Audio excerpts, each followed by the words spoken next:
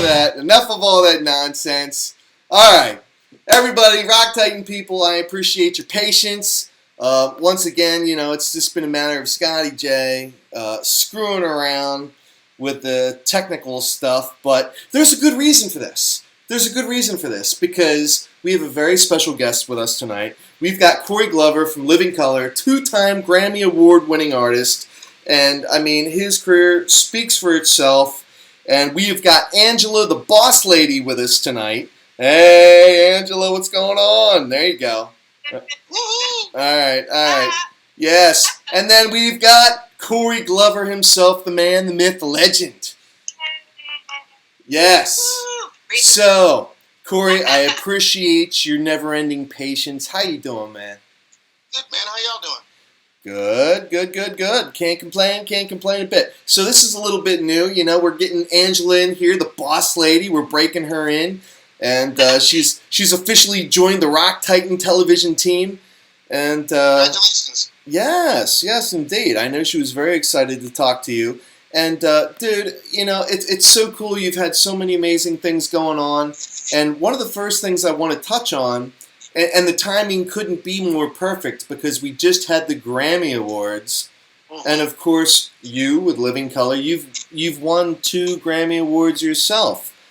Yeah. What are some of your thoughts about the Grammy Awards? Honestly, I'm not, I don't think much of the Grammys. No? I mean, I think that what the organization that NARAS does in terms of education of kids and getting music into schools and getting people educated about music because it's so integral to people's lives and people's, emotional lives, I think that's great. But to break your arm to pat yourself on the back, I'm not into it. Yeah. I'd like to think that what speaks for itself is the music. And I appreciate people liking the music, and I appreciate that NARAS likes the music, but it's not the be all and end all to anything. Right. There are lots of people who have Grammys that, Milli Vanilli had a Grammy. That's a bad example, Corey. What are you doing, man? Because they were like, yeah, awesome. Seriously, you've never been guilty of lip syncing. I mean, that was a pretty egregious, violation, man. There's a bunch of people like the Archies got a Grammy back in the day. I mean, it's prestigious to a degree. Yeah, but I mean, for you, when you guys were first coming out in the late 80s, early 90s, to get the kind of recognition that you had, I mean, that had to have meant something to you, yeah? Oh, it was great. It was just as important for people to hear us as the industry to hear us. Yeah. 2 days after the Grammys, we were back on the road. We came off the road to do the Grammy performance we did that first time, right? And went back on the road the next day. Well, 2 days later, and after the Grammy on both occasions, I got on the subway and went home. So it's like, yeah, you got this great award, and it's a great sit on your mantle. It's great. It's happy, and it's all good. But how is it going to really affect the rest of your life? Right. How's it really going to affect your day to day? Sure. I tell a story all the time. We were on the road with the Stones, and we had a couple of days off, and I went home. We had a break between one leg and another, and I went home, and I'm thinking I'm some sort of rock star. I just got off the road with the Rolling Stones and blah blah blah. Right. And my mother hands me a bucket of paint and a brush and say, "Go paint the stoop." It was like not 24 hours before that. There was a couple 100,000 people screaming and yelling. Right. And now I'm in Brooklyn in front of my house. I grew up in the neighborhood. I've been painting a stoop. You can have it's all happens all at the same time. One thing doesn't make another thing any better or worse. Sure. Well, one of the really cool things for me, and obviously we've had a very political year with everything going on, And, I mean, you get a lot of artists these days that are kind of grandstanding for this reason and that reason and stuff like that. And, I mean, their music says one thing, but then the stance that they take on it says something completely different. And one thing that I really respect about you, Corey, and that everything that Living Colour has done, is that the stances that you take are reflected in your music itself. It's not like you say and mean one thing, and then after the fact you're doing something completely different. You say what you mean in your music. Do you have any particular thoughts about that? Like, with the kind of messages that you're trying to send across and the body of the work that you do? And then do you have any thoughts about the kind of artists that, kind of do one thing with their music, but then say something else after the fact and try to use that I don't know, that podium, if you will, to say, oh, this is what I stand for, even though my music doesn't reflect any of that. You know what I mean? I do know what you mean, and I don't fault anybody for doing that. Okay. Really, All you right. feel like that's everybody's got to eat. Sure. But say, and what does have a reflection on you. It does have a reflection, sincere or not. And it says a lot more about you when it is insincere. When it is not what you really feel. It's just you're saying it just to say it. And there's a part of what we do, Right. is living color, to really live your truth and to let the music. I'm sorry, you can't see me. Let There the you go. music There you reflect go. that truth. Right on.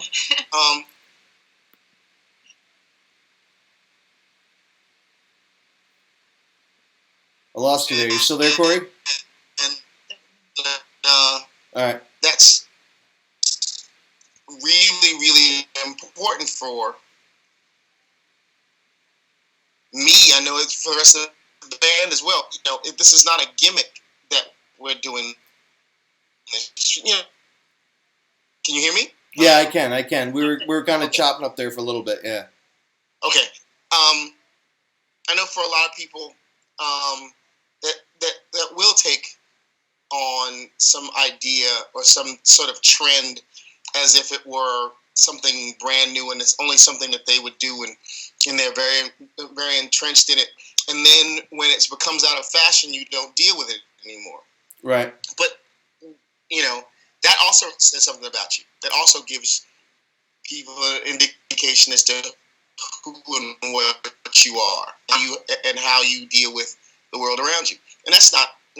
Sometimes that's not really a bad thing, but it has ramifications. It does say that you don't. For somebody who's looking for something solid, that you sort of flitter from pillar to post doesn't help. But that, or at the same time, that you have your finger on the pulse of something and you connect on that level, that's something else.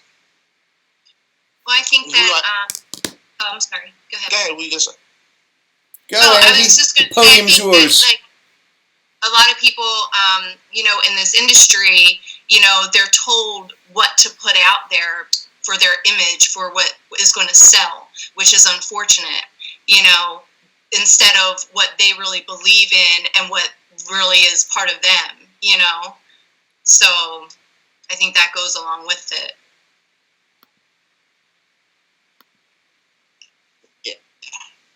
Yeah, well, some people work, or, like I said, a lot of folks are doing this because that's what the record company wants, or that's what our backing them want. Right. And that's what they want.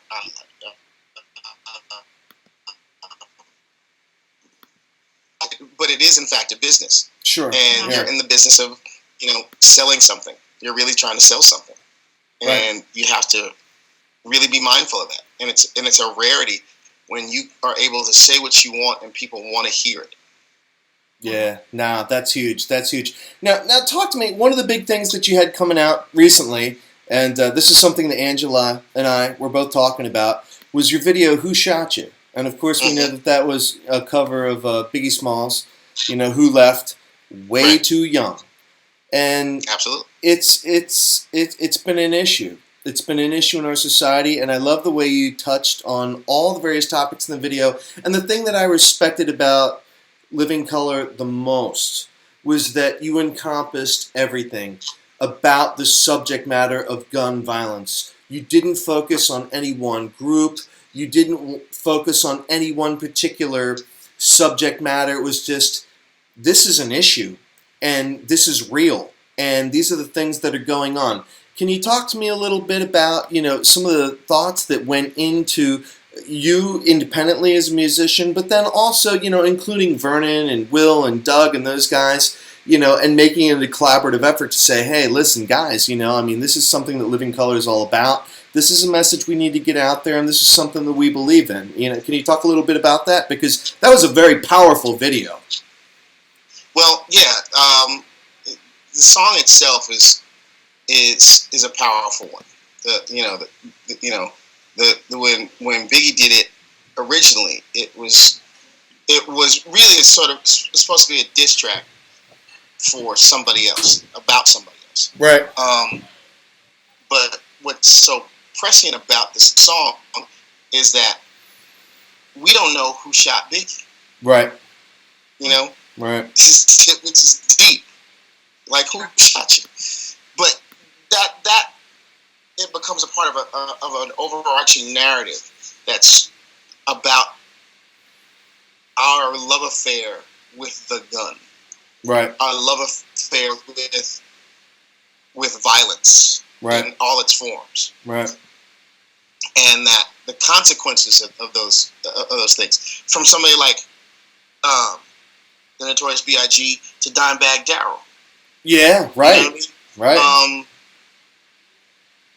It's an epidemic that people feel the need to solve every issue and every problem with ever escalating violence. Right. Is a problem, and the gun is only the issue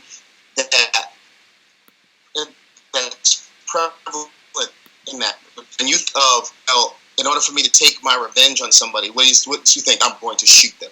Or if I think about how we resolve conflicts in this society, period, it's with a gun. Right.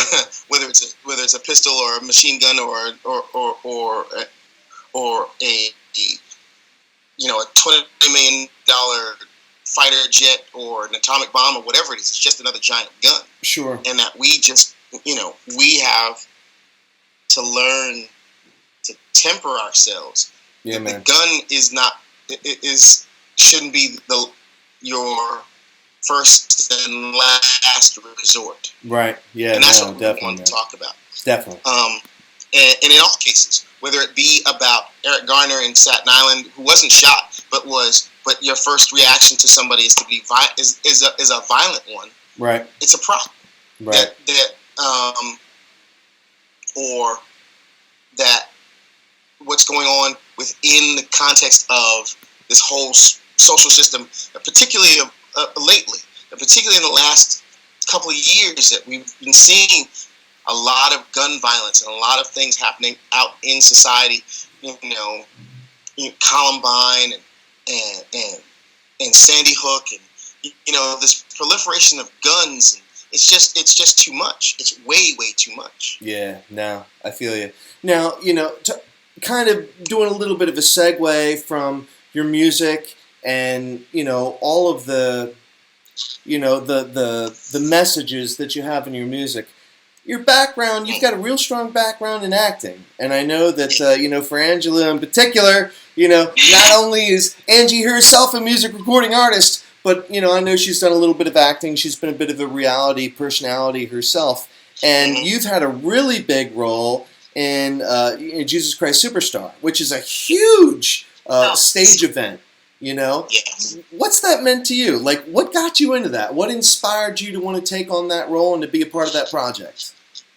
It's funny. I saw Jesus Christ Superstar, the movie, years ago. My parents took me to go see it, and I was mesmerized by it. I also, it's not just an acting background; it's a theater background, and I studied musical theater, and I've been. That's part of my growing up. Part of my education it was in that kind of stuff. Right. Superstar was the first thing that I saw that I said that's what I want to do. That's so cool, man. It wasn't just because it was musical theater and it was nice. It was a spectacle, but because it was a rock thing. Right. I thought Carl was amazing. For him, I loved the way he delivered the things in the movie, and Ted Neely was just incredible between the two of them, and to know that was something really, really powerful and dynamic was what I wanted to do. And I wasn't young enough to understand that I could do this for a living, but I knew I wanted to do that. Right. No, that's very cool. Now, leap forward a little bit, because you've been so busy as an artist, and I mean, your resume speaks for itself, and that's one of the really cool things. Like, when I looked at it, and it's, you know what? Actually, I got to be honest with you, Corey. Looking at your resume, man, made me feel old. I'm not going to speak for Angela, but it made me feel old, man, because I'm feeling like, everything's still back in the day. And I don't even want to go over into the cult of personality because that was huge, and I know that I jacked it up in my car, and it's probably the first time I ever took my damn car to like over 100 miles an hour, and you guys got some recognition. It makes you feel old. You can imagine how it makes me feel. I don't even want to go there, but it's so funny because like you guys are timeless, man, and that was one of the things that I thought, when I'm sitting there and I'm watching you and you guys are playing there right before Jane's Addiction came on, I'm like, oh man, look at these guys, man, they're still slaying it, except for Corey's not in his spandex, and that's okay, that's all good, and I wore that once in a video, and really only wore it very rarely until after that video. What'd you do? Lose a bet? Did you lose a bet? Because it was hot and confining, and it made you sweat a lot. So it was occasionally, and then I did the video, and everybody kept talking about this stupid ass wetsuit, and then I got a deal from Body Glove. And they gave me a bunch of that shit, and I had to wear it. So, well, if you get a deal from Body Glove, then you got to go put there. it on today. That's what I want to know. I don't ever want to put that on it. I want to see it. I want to see this suit. Oh no! I mean, it was what was great about it? Not for nothing. It was form fitting, so it sat everything. So it was it was like a girdle. I was like wearing this rubber girdle constantly.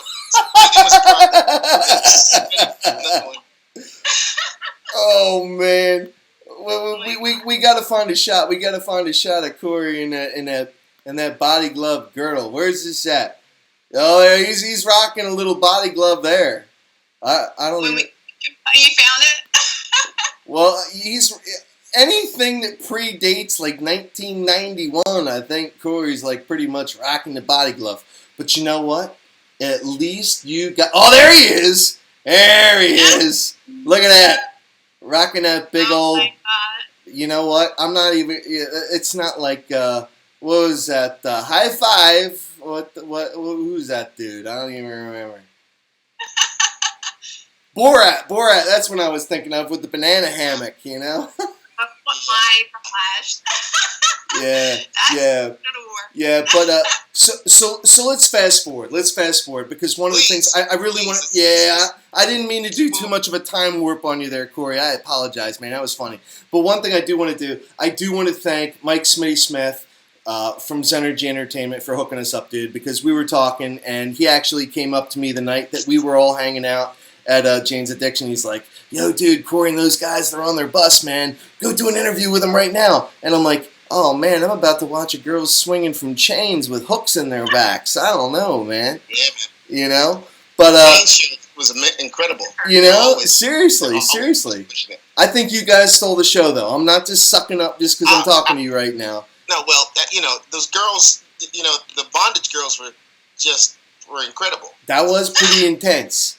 That was pretty intense. And what's deep is, for those shows, they hired those are all local folks. So wherever we were in the country, yeah, they went out and found these folks to do this that had already been or were willing to do it. They got paid for the day, sure, and they were. It's not like they brought these folks along with them. These are folks that are into that kind of thing and were willing to do it for like 20 minutes at a time, and they were great. Did that make you sick at all? Like when you saw them actually swinging from their flesh, dude? It was weird. It was weird to watch. It was weird to watch, but fascinating at the same time. It's like you couldn't take your eyes off of it. No joke. And that's what made it all the more, creepy and fantastic and just fascinating. You know what? Your eyes just said it all as they were beating back and forth, creepy, fantastic. That pretty much said it all. But I want to touch on Shade, man, because that's your most recent album that came out. And obviously, this is something that's been a long time coming. And it hasn't come out yet, but it will be, yes. There you go. So I know that there was a lot of talk. Release date on that? We don't have a set release date because no one knows. We've been trying to put this record out for so long. It's hard to say. But yeah, we're trying really hard. We know it will be this year. Well, it'll be sometime this year. Well, the funny thing is that I was Googling every single track that you have coming out on the album. So evidently, Google knows that there's going to be all these tracks on Shade, that are pertaining to all the new work that you guys are doing. What is the status? What is the official status of where I guess it stands on the cutting room floor right now? Obviously, there's a lot of moving parts and stuff like that to make it see the light of day. We're compiling everything, all the artwork, all the liner notes, and all that stuff. The music has been done for a while now. Okay, and all right. It's been mixed. It's been mastered. It's just waiting for certain elements to be put in place so that we can really give ourselves enough time to promote and get the record out and have it be ready for folks. It's just finishing touches of what's going on right now. All right, and just from a personal perspective, you have so much material out there. I mean, you've been doing so much for the last 30 years. Right. It's hard to believe that you're old enough to have done anything for 30 years because you just don't seem like you could possibly be that old. But I am. How do you feel? How do you feel about how the music industry has evolved, and not only how the music industry has evolved, but how you've evolved as an artist? I've always thought that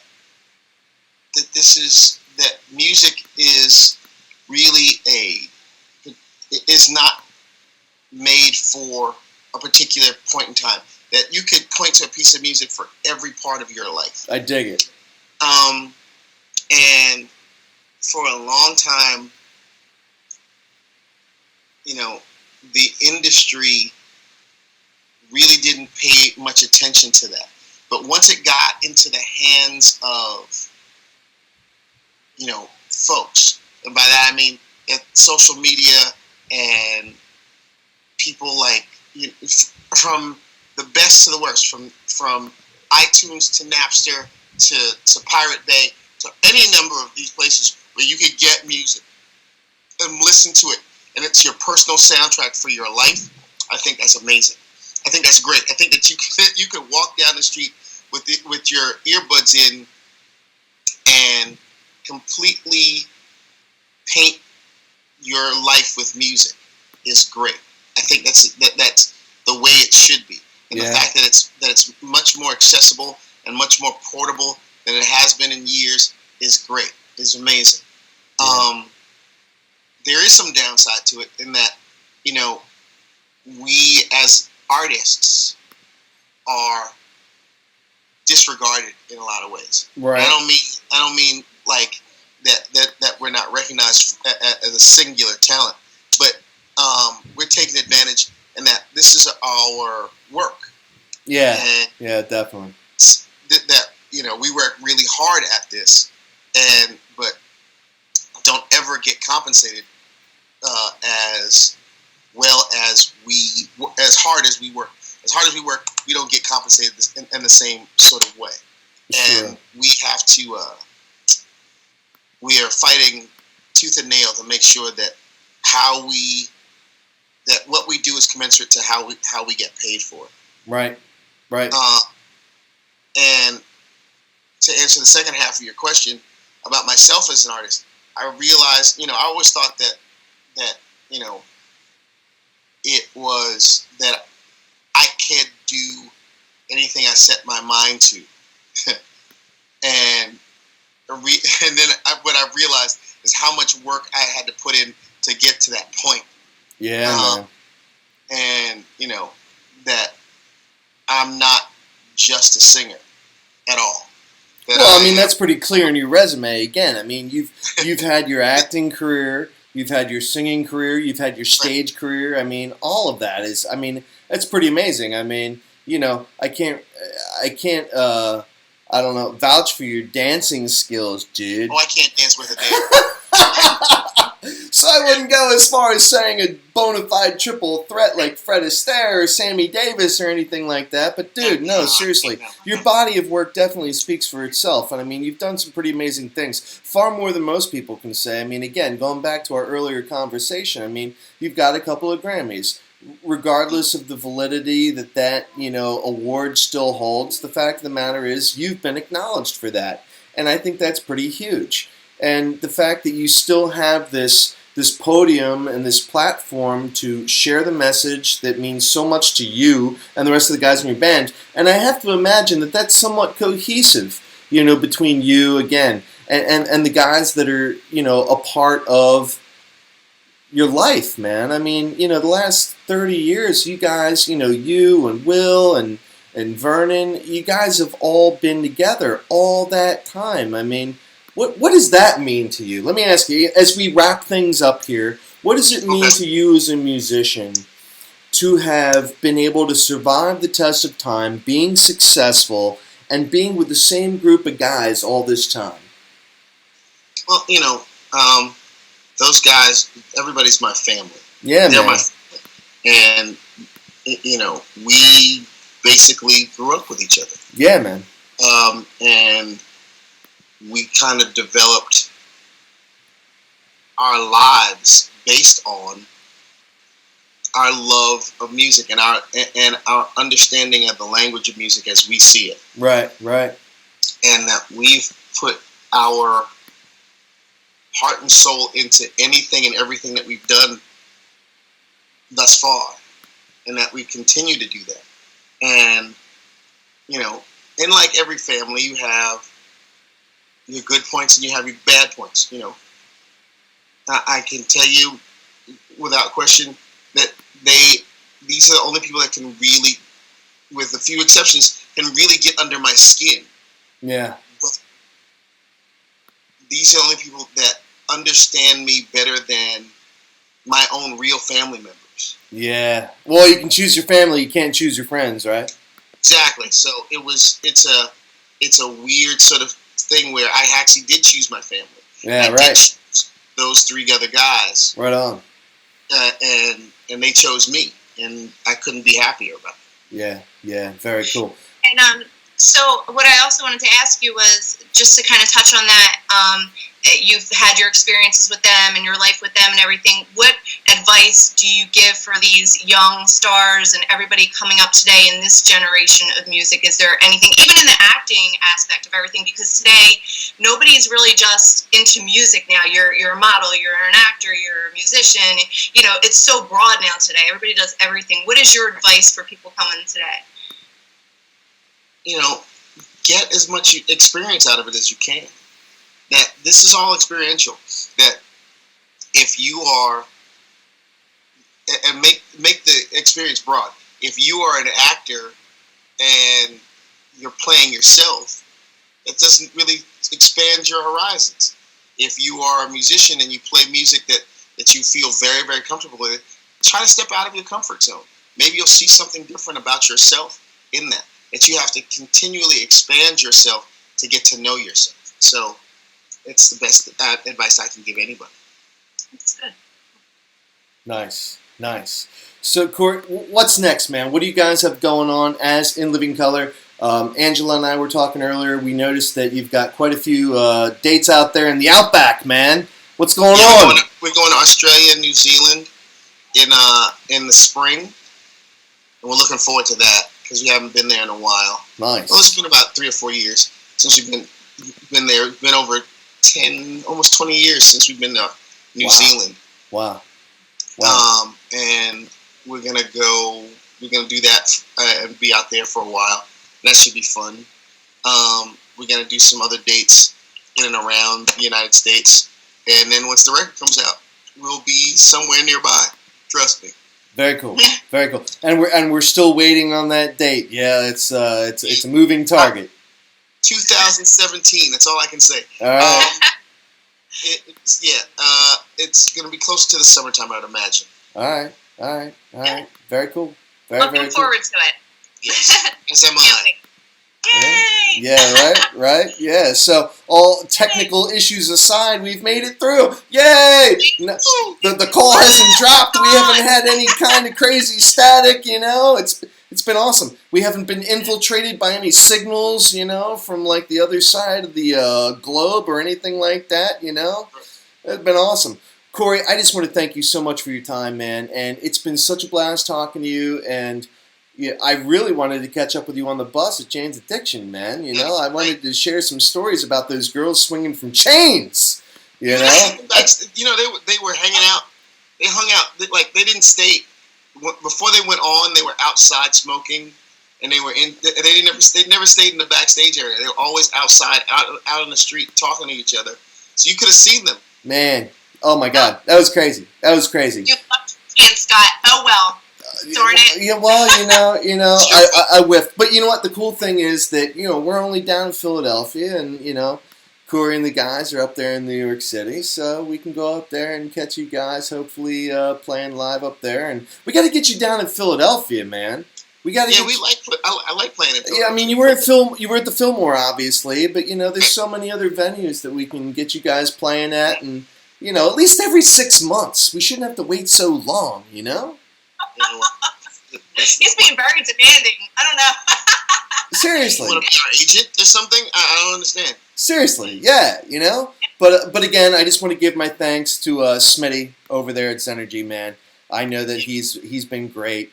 And Corey, meeting you, talking to you, learning about everything that you've had going on. Sincerely, man, it has been awesome, and I really appreciate your time, and the fact that you've been hanging out with us on Valentine's Day, sporting the red, dude. I hope you got some good loving waiting for you, dude. I hope you got some good waiting for you. Come on, man. Tell me you got some love waiting for you tonight. Come on, man. Corey, pop that bottle of champagne. I'm on my way. That's right, Mama. Come Angela's on her way up. Angela's on her way. She just got divorced. She's on her way up, man. Okay. There you go. Let's go. So we're going to take this offline. You guys can exchange addresses and phone numbers. All right? No pressure. We're not the matchmaker here. We're not a dating site. That's not what we're about. We're not doing that. All right. Corey, thank you so much. Rock Titan fans, we are here with Corey Glover from Living Color. We are here with the boss lady, Angie Cottone. And everybody have a great Valentine's Day. We're out.